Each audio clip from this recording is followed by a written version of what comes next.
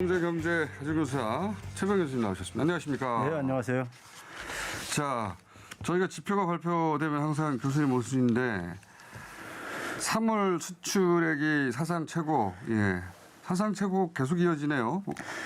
맞습니다. 지금 그러니까 기본적으로 그 신기록이 계속 갱신되는 거죠.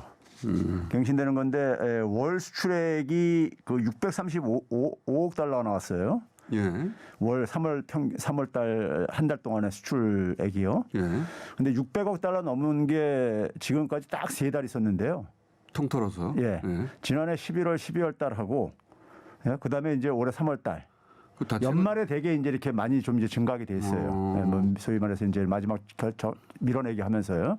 근데 3월 달이 이렇게 그 최고 기록 나왔다는 점에서 그리고 일 평균으로도 최고고요. 하루 평균으로도. 이 3월 수출액 사상 최고치라는 건 월을 따지지 않고도 탑3고 예. 3월로는 우리가 이 통계를 낸 사상 최고치입니까? 그렇죠. 많이 수출했네. 이게 근데 이게 수출이 계속 신기록이 갱신 중인데요. 신기록이 갱신 중인데 작년에 그러니까 6천억 달러를 돌파했는데 뭐 이런 식으로 만약에 추세가 계속 가게 되면은 뭐 7천억 달러도 그러니까는 그 뭐 달성 못할 게 없는 이런 상황인 거죠. 그 세계적으로는 뭐 러시아 우크라이나 사태도 있고 해서 예. 뭔가 안 좋을 것만 같은 느낌인데 그렇지 않나 봐요? 그렇죠. 그걸로 인해서 생기는 것들은 대개 이제 뭐 유가라든가 원자재 뭐 이런 것들이 있고 그러는데 이제 그런 상황임에도 불구하고 이제 그러니까는 대한민국 수출이 가고 있다는 것은 대한민국의 이제 그러니까는 그 수출 내용이 굉장히 제가 그 작년에도 계속 얘기했지만 좋아지고 있다는 거죠.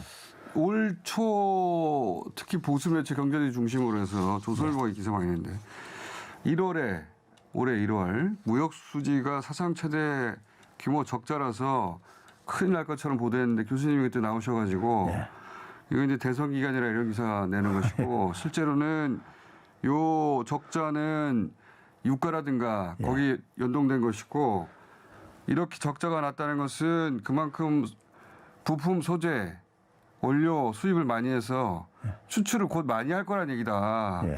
딱 그대로 됐네요. 수출이 역대 최대가 됐으니까. 3월 달에 무역 수지 한 1억 달러 적자도요. 이게 환율 효과입니다. 환율 효과. 그러니까 러시아가 이제 우크라이나 침공하면서 환율이 많이 급등했잖아요. 교수님 말대로 됐어요. 일단. 그다음에 이제 언론들에서 이제 그러니까 뭐 석유화학 이런 석유 제품이야 이제 지금 공장장이 말씀하신 대로 이제 그런 것 미리 제가 과거에 얘기했던 것들이고요. 반도체가 이제 그러니까 사상 최고다 이렇게 얘기를 하고 있거든요. 아, 반도체도? 예, 반도체가 그거 하더는데 반도체 수출이 그 전체 수출액이에요. 20.7%거든요. 전체 수출액이에요. 근데 이게 가장 그러니까는 그동안에 이제 수출액이 높았던 때가 그러니까는 작년 말고 2018년이었었어요. 3월 달 기준은 2018년 3월에 가장 높았었어요. 반도체. 근데 그때가 21.1%였었어요. 전체. 그러니까 뭐냐면은 반도체가만 주도하는 건 아니다는 거죠. 그 반도체만 봤을 때 액수는 증가하는데 그렇죠. 비중으로 볼 때 전체 비중은 낮아지는 거니까 다른 게 전체적으로 커지고 있다는 거네요. 한마디로 말하면. 무역 수지 적자 뭐 1월 달에 사상 최대 규모 적자라서 큰일 날 것처럼 했으나 교수님은 한 두세 달 있으면은 월 수출액 최고로 그렇죠. 최고가 될 것이고 이게 걱정할 게 아니다라고 했는데 실제 그렇게 됐고 또 하나가 이제 중소기업의 역할이 지속되고 있다는 점이에요. 반가운 거는요. 굉장히 반가운 거는요. 내용상으로 작년부터 그 얘기 계속 하셨죠. 그렇죠. 근데 이제 이 2021년도에 그러니까는 중소기업의 이제 그러니까는 그 수출액이 2018년 대비 6.5%가 증가했었어요. 그런데 그 기간에 중소기업이 11.3%가 증가했었거든요. 아, 전체 수출액이 6.5%는 가운데 중소기업만 따로 보면 11%가 늘었다. 그러니까 거의 한 2배 정도가 이제 그러니까 중소기업이 이제 그러니까 증가율이 그렇군요. 그거 했는데 올해 이제 그러니까는 올해 이제 지금 중소기업 수출액은 2월 달까지만 집계 돼 있어. 3월 달까지 집계가 안 됐는데 2월 달까지만 보게 되면 20.5%가 증가했어요. 중소기업 수출 증가액이요. 그러니까 우리 과거에 이제 수출은 대부분 이제 반도체나 자동차나 대기업 예. 중심의 예, 그렇죠. 볼륨이 전체를 주도했는데 예. 중소기업 역할이 점점 커지고 있다는 게 수치로 확인되고 있는 거네요. 그렇죠. 거기다가 지난번에 그 중소벤처기업부 장관 그 권 장관이 나오셔가지고 뉴스공장 나와가지고 네. 당시에 공장장이 제가 방송을 들으니까는 그 어떤 품목이 중소기업에서 잘 수출되냐 이런 질문을 네네. 했을 때 플라스틱을 이제 얘기를 했었어요. 그랬죠. 예. 근데 근데 왜 플라스틱이냐고 제가 그랬었죠 이제. 물어봤었는데. 근데 플라스틱이 가장 많이 수출되는 품목인 건 사실인데 문제는 뭐냐면은 플라스틱 품목의 수출액 증가율은 예. 중소기업 전체 평균 수출액 증가율보다 낮아요. 아 그게 주도한 건 아니다. 그렇죠. 예.